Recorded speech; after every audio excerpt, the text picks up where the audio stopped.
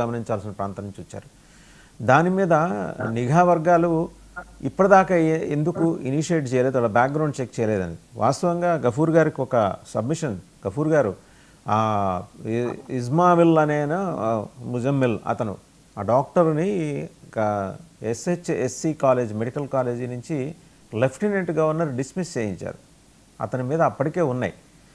ఆ వచ్చిన వాడిని ఆ బ్యాక్గ్రౌండ్ చెక్ చేసుకోకుండా అతనికి ఉద్యోగం ఇచ్చింది Al-Falah university. So thorough knowledge ఉంది ఇంటెలిజెన్స్ ఏజెన్సీస్కి. బట్ అతను ఏమన్నా he might of given up అనే ఉద్దేశంతో ఉద్యోగం ఇచ్చుంటారు. ఎనేహో రవికిరణ్ గారు ఏమంటారు రెండు అంశాలు కూడా? వాసుదేవన్ గారు, ముందుగా మీకు తోటి ప్యానలిస్ట్కి 9 టీవీకి శుభోదయం అండి.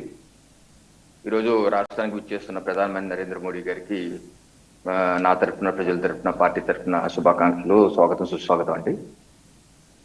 ఒకటి, అల్ఫలా యూనివర్సిటీ ఏదైతే డాక్టర్ టెర్రర్ మాడ్యూల్, ఇందాక గఫూర్ గారు చెప్పినట్టు చదువు సంజయ్ లేనటువంటి వ్యక్తులు చేస్తే ఒక రకం. నిన్న ఉమర్ రవి వీడియో కూడా ఒకటి చూసాం. అతనికి MBBS చేశాడు, MD చేశాడు, నెలకి 4-5 లక్షల జీతం. ఏం మాయరోగం అతనికి? సమాజం ఏ అన్యాయం చేసింది? ఆయన ఎవరన్నా ఆయన్ని, కుటుంబాన్ని, ఆయన్ని ఎవరన్నా ఇబ్బంది పెట్టారా? అతని వీడియోలో ఏం చెప్తున్నాడు? ఇది జిహాద్ అంటున్నాడు, పవిత్ర యుద్ధం అంటున్నాడు, స్వర్గంకి వెళ్తారంటున్నాడు. ఎక్కడుంది సమస్య? ఎందుకు ఈ డాక్టర్ మాడ్యూల్? డాక్టర్ షాహీన్ మహిళ, జైషే మహమ్మద్ మహిళా వింగ్ కి రిక్రూటర్ గా ఉన్నారు. మొత్తం ఒక 12 మంది డాక్టర్లు. ఏంటి వాళ్ళు మాయరోగం? ఎవరినాళ్ళు ఏ రకంగా వాళ్ళు ప్రభావితం అవుతున్నారు? జిహాదీలు అవుతామని ఎందుకు అంటున్నారు? ఎవరినాళ్ళు చేస్తున్నారు? స్వర్గంకి వెళ్ళాలి, అక్కడ ఏదో చెయ్యాలి అన్నది ఎందుకు వాళ్ళకి వచ్చింది ఇబ్బంది? సో ఇది ఆలోచించుకోవాలి. ఆ యొక్క సామాజిక వ్యక్తులు కూడా దీని మీద బాహాటంగా తప్పు పట్టాలి. ఎందుకు ఇలా జరుగుతుంది? ఇప్పుడు ఉమర్ నబీ అతను శ్రీనగర్ లో ఎలియాస్ దానిష్ ఒక కుర్రవాడిని బ్రెయిన్ వాష్ చేశాడు. అతను చదువు సంజయ్ లేని వ్యక్తి. అతనేంటి, డ్రోన్స్ లో బాంబులు ఎలా పెట్టి పేల్చేయాలని దాంట్లో ఎక్స్పర్ట్, దాని మీద రీసెర్చ్ చేస్తున్నాడు. అలాగే రాకెట్లు రాల్చారు. ఇది పాలస్తీన్ లో హమాస్ రేంజ్ లో లేకపోతే ఐసిస్ రేంజ్ లో దాడులు చేయటానికి వీళ్ళిద్దరు కలిసి కుట్ర పడుతున్నారు. అతన్ని బిలాల్ అన్న వ్యక్తిని నువ్వు ఆత్మాహుతి చేసుకోమంటే అతను ఆత్మాహుతి నేను చేసుకోను, మా ఖురాన్లో ఆత్మాహుతి అన్నది మంచిది కాదు, చేసుకోరంటే ఇతను ఆత్మాహుతి మంచిది, ఇది గొప్పది అని చెప్తున్న వీడియో నిన్న మనం చూడటం జరిగింది. సో నేనేది ఏంటంటే ఇది ఒక terror module, doctors terror module. ఇది 1 సంవత్సరం 2 సంవత్సరాలు కాదు. అర్థమవుతుంది ఏంటంటే ఒక 3-4 సంవత్సరాలుగా ఒక పెద్ద ఎత్తున ఇది డ్రోన్స్ తో దాడి, కార్లు 30-40 కార్లతో దాడులు చేయటం, 3 టన్నుల అమ్మోనియం నైట్రేట్ ఎక్కడ తీసుకొచ్చారు? ఈ వ్యవసాయ దుకాణాల్లో, మన వ్యవసాయంలో వాడుతుంటారు అమ్మోనియం నైట్రేట్, దాన్ని తీసుకొచ్చి చేస్తారట. ఇదే కాదు, డ్రోన్లు, రాకెట్లు చేసే విధంగా ఒక పెద్ద టెర్రర్ మాడ్యూల్ బర్స్ట్ చేయడం జరిగింది. ఈరోజు మొత్తం అంతా బయటికి తీస్తారు. సరే, అల్ఫలా యూనివర్సిటీ అతను డాక్టర్ శ్రీనగర్ నుంచి బహిష్కరించారు, లేకపోతే అతని మీద చేసి అతను వచ్చాడు, వీళ్ళు యాంటీసెప్టిక్స్ చూసుకోకుండా తీసుకున్నారు. సరే, ఇంటెలిజెన్స్ వాల్యూ కూడా కొంత ఉండొచ్చు, నేనే దాన్ని కాదన్నా.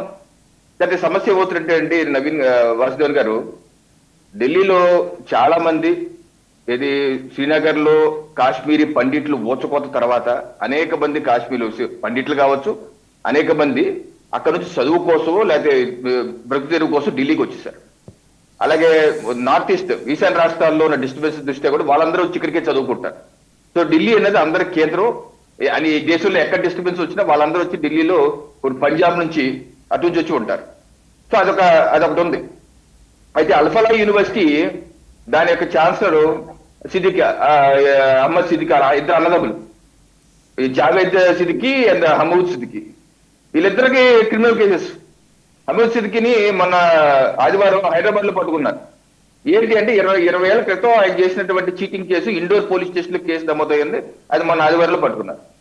ఆ ఛాన్సలర్ కూడా జావేద్ హమీదీ ఆల్రెడీ తిహార్ జైల్లో ఫైనాన్షియల్ ఫ్రాడ్ కేసుల్లో ఆల్రెడీ జైల్లో పెట్టి వచ్చిన వ్యక్తి. ఇటువంటి క్రిమినల్స్ యూనివర్సిటీలు పెడితే యూనివర్సిటీలు ఎలా అప్రూవ్ ఇచ్చారో నాకైతే నేను నిన్న చూశాను. అసలు ఎప్పుడు వచ్చింది యూనివర్సిటీ అని చూస్తే మే 2014లో వచ్చింది అప్రూవల్. ఇది మే 2000 అంటే మోడీ గారి ప్రభుత్వం రాకముందే అప్రూవల్ వచ్చింది.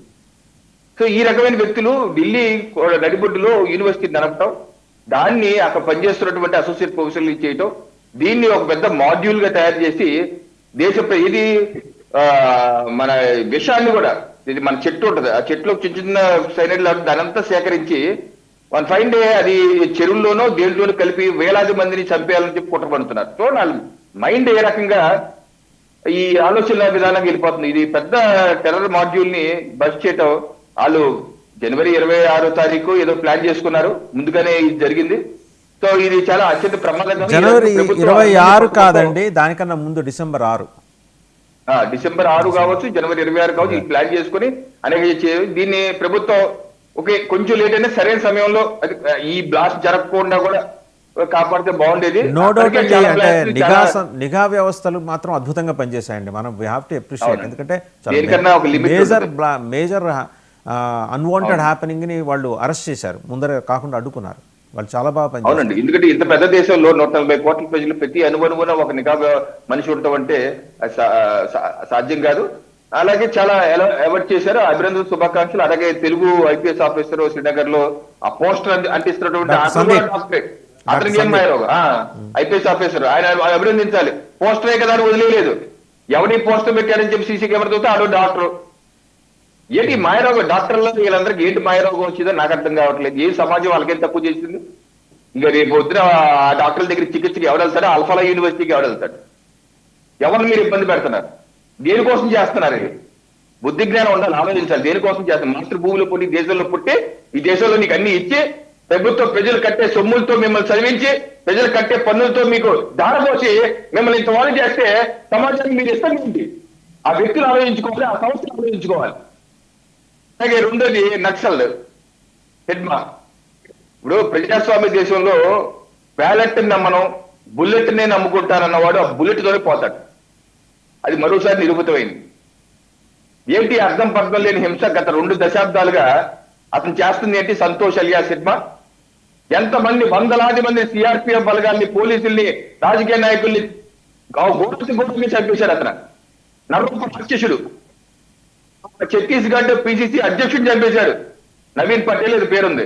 మాజీ ముఖ్యమంత్రిని చంపేశాడు. సిఆర్పిఎఫ్ బలగాల్ని 60-70 మంది ఊకుమ్మడిగా చంపేశాడు. ఇటువంటి వ్యక్తులు ఏం భావజాలంలో నూరిపోస్తున్నారు? వాళ్ళకి ఏం సాధించదలుచుకున్నారు? మీరు రండి. మొన్న నవంబర్ 10వ తారీఖు ఛత్తీస్గఢ్ ఒక ఉన్నతాధికారి పేరు చెప్తాను. ఆయన ఛత్తీస్గఢ్ కేకారణ్యంలో దశాబ్దాలుగా ఎవరు వెళ్ళని గ్రామం పూర్వతి పేరుంది. ఆ గ్రామంకి వెళ్ళాడు. పొద్దున్నే బైక్ వేసుకుని వెళ్ళిపోయాడు. వెళ్ళిపోయి ఒక ఇంటికి వెళ్ళి ఒక బాత్రూమ్ మూర్తి, పెద్ద బాత్రూమ్ మూర్తి ఉన్నారు, పెద్ద ముసలావిడ. ఆవిడ కాళ్ళకి నమస్కరించి మీరు అపీల్ చేయండి, మీ కొడుకు హిద్మాని సరెండర్ అయిపోయని చెప్పి అడిగాడు. ఎవరు అతను తెలుసా? ఆ రాష్ట్ర హోంమంత్రి మరియు డిప్యూటీ సీఎం శర్మ గారు, విజయ్ శర్మ గారు, డిప్యూటీ విజయ్ శర్మ. దశాబ్దాలుగా ఎవరు సాహసించలేదు ఆ గ్రామానికి వెళ్తాకి. అది స్వగ్రామం. హిడ్మాకి ఎవరు దశాబ్దాలుగా ఎవరు సాహసించడానికి ఒంటరిగా వెళ్ళాడు బైక్ వేసుకొని. వాళ్ళ అమ్మ కన్నీళ్ళు పెట్టుకుని రోధించింది, అయ్యా చేసింది చాలు, వచ్చి తలగొంజి తాగి బతుకుతావు, ఇక్కడ అన్ని చక్కగా పనిచేసి బతుకుతావు. వచ్చాయండి ఈయన. అనేక మంది లొంగిపోతున్నారు కదా. ఆధునిక యుగంలో మీరు పెట్టుకోండి పార్టీలు, చాలా మంది పార్టీలు పెట్టినారు. ఇప్పుడు మన బీహార్ ఎలక్షన్ సిపిఎంఎల్ పార్టీలు పెట్టినాక కొన్ని గెలిచారు కదా. మీరు పెట్టుకుని పార్టీలు మీ బాధ్యత చెప్పాలి. ప్రజాస్వామ్యం ఉంది అంటే హింసను పెంచిపిస్తాను, అందరినీ చంపుతాను, ఈ యొక్క ఉగ్రవాదాన్ని పెంచి పోషిస్తాను, మావోయిజం పెంచి పోషిస్తాను. ఏంటి మావోయిజం? ఏంటి చేసేది? ఈ రకమైన హింసలు చేసి అనేది ఈరోజు మేము కాకినాడలో మేము ఉంటున్న వాళ్ళు మేము కూడా ఉలిక్కిపడ్డాం. మా పక్కన సామర్లకోటలో 2 మావోయిస్టులని తుపాకులతో పట్టున్నారు ఆడవాళ్ళని. ఈరోజు ఏలూరు ఉలిక్కిపడింది, విజయవాడ ఉలిక్కిపడింది. హెడ్మాని హతమార్చింది మా కాకినాడ పక్కన మారేడుమిల్లిలోనే. మొన్నగా 2 రోజుల క్రితం నేను మా ఫ్యామిలీ వస్తే అమెరికా నుంచి అందరు కలిసి మారేడుమిల్లి వెళ్దాం అనుకున్నాం సరదాగా. అది ఎందుకో వెళ్ళలేదు. అక్కడ ఇది జరిగింది. అందరూ ఉమ్మడి జిల్లా అందరూ తిరిగే ప్రాంతం, అది తిరిగే ప్రాంతంలోనే అతను ఇక్కడ రావడం జరిగింది. సో ఈ రకంగా మీరు హింసను ప్రోత్సహిస్తారంటే తమ హింసని కట్టైనా ఉపాధన పట్టిన దానికే బతికిపోతారు. ఇప్పటికైనా సరే ప్రజలు కూడా అప్పీల్ చేస్తారు. మనం అప్రమత్తంగా ఉండాలి. అప్రమత్తంగా మన చుట్టూ ఉన్నటువంటి అనుమానాస్పదులు ఉంటే వెంటనే పోలీసులకు చెప్పండి. మావోయిస్టులు కూడా అప్పీల్ చేస్తున్నాం. ఎలా ఫీల్ మీరు వచ్చి సరెండర్ అయిపోండి. జనజీవితంలో సేవండి. మాలాగా అందరిలాగా మీరు కావాలంటే రాజకీయాల్లో రండి, సొంత పార్టీలను పెట్టుకోండి. అంటే ఈ రాజకీయ తొప్పాలు పడతాను, అమ్మాయి గిరిజనులు భయపెడతాను, వాళ్ళ యొక్క జీవన శైలి. ఇప్పుడు ఈ రోజు అభివృద్ధి జరుగుతుంది సార్ అన్ని చోట్ల. గిరిజన ప్రాంతం, మా చోట్ల గిరిజన ప్రాంతాలు ఏ రకంగా అభివృద్ధి జరుగుతుంది? ఆ రోడ్లు మీరు ఏంటని చెప్పి ఆపేసి రోడ్లు ఆపేసి మీరు ప్రస్తావన చేశారు కాబట్టి ఇక్కడ ఒక విషయం. లాస్ట్ మంతే ఛత్తీస్గఢ్ గవర్నమెంట్ ఒక నోటిఫికేషన్ ఇచ్చింది. అత్యంత వెనుకబడిన ఏజెన్సీ ప్రాంతాల్లో మెడికల్గా దంతేవాడలో తీసుకొస్తున్నారు. ఏది ప్రభుత్వ రంగంలో మెడికల్ కాలేజీ తీసుకొస్తున్నారు. So we have to welcome such kind of acts by any government అండి. ఏ గవర్నమెంట్ ఉన్నా సరే వాళ్ళు ఆ ప్రోగ్రెసివ్. ఒకసారి మామిడి గిరిధర్ గారి దగ్గరికి వెళ్ళే ముందు ఛత్తీస్గఢ్ పోలీస్ ఏం మాట్లాడారో చూసి వారి దగ్గరికి వెళ్దాం.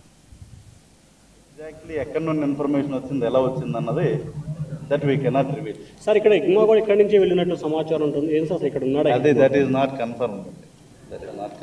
సార్ అంటే ఇప్పుడు మీరు చెప్తున్న దేవు ఇగ్మా సంబంధించిన వ్యక్తులు కూడా ఇక్కడి నుంచి ఆపరేషన్ కొనసాగించారు కొన్ని రోజుల నుంచి. అట్లాంటిది ఎక్కడ మా దృష్టికి అయితే రాలేదు. అందుకని అంటున్నాను, మాకు కొంచెం టైం ఇస్తే దిస్ ఈస్ ప్రిలిమినరీ డీటెయిల్స్. ఇప్పుడు యాజ్ ఆఫ్ నో దానికి క్లారిటీ ఇస్తాను. We have got clues team here. Clues team అనేది వచ్చింది. మార్నింగే dog squad, bomb disposal team అన్నీ వచ్చినాయి. ఏది కూడా అక్కడ వాళ్ళ మనుషుల్ని పట్టుకున్నాము.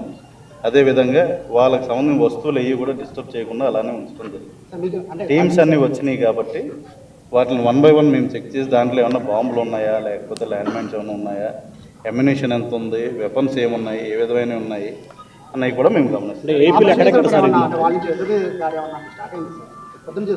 అంటే మనకుండే ఫైర్ పవర్తో పోల్చుకుంటే వాళ్ళదేం పెద్ద ఇదేం కాదండి. ఇక్కడ షెల్టర్ జోన్లో ఉన్నారు కాబట్టి ఐ డోంట్ థింక్ వాళ్ళు యాంటిసిపేట్ చేయలేదు. మార్నింగ్ మేము కూడా చాలా షార్ట్ స్పాన్లో వచ్చి స్విఫ్ట్ ఆపరేషన్ చేసుకుని వెళ్తాం. సార్ 15 రోజులు ఉండి వాళ్ళు ఇక్కడ ఉంటా ఉన్నారు. సార్ 15 రోజులు ఇక్కడ ఉంటా ఉన్నారు కదా వాళ్ళు. ఇప్పుడు దాకా పోలీసులకు అనుకోవాలి, మీరు నిఘా వైఫల్యం అనుకోవాలా? నిఘా బాగా పనిచేస్తుంది కాబట్టి పట్టుకోగలేం కదా. అదే చూడాలి. 15 రోజులు మీరు ఎలా చెప్తారు? మీకు తెలుసా 15 రోజులు? ఫస్ట్ డే నుండి ఉన్నాం. మీకు ఇన్ఫర్మేషన్ ఉంటే మీరు రండి, మేము విచారించి తెలుసుకుంటాం. సార్ ఏపీలో ఎన్ని చోట్ల డంప్స్ ఉన్నట్లు కానీ ఆ డైరీలో ఎటువంటి సమాచారం? టోటల్గా మనం ఈరోజు ఓవరాల్గా 5 జిల్లాల్లో ఈ ఆపరేషన్ అనేది ప్యారలల్గా జరుగుతుంది. నా జిల్లాకు సంబంధించి మేము చెప్పాము. Other districts as and when those operations are completed they will give similar press meet. Sir morning మీరు అటాక్ చేసినప్పుడు వాళ్ళు ప్రతిఘటించడం జరిగిందా సార్? అంటే మార్నింగ్ 1.5 months నుంచి మన కంటిన్యూస్గా ఇన్పుట్స్ వస్తున్నాయి. ఛత్తీస్గఢ్లో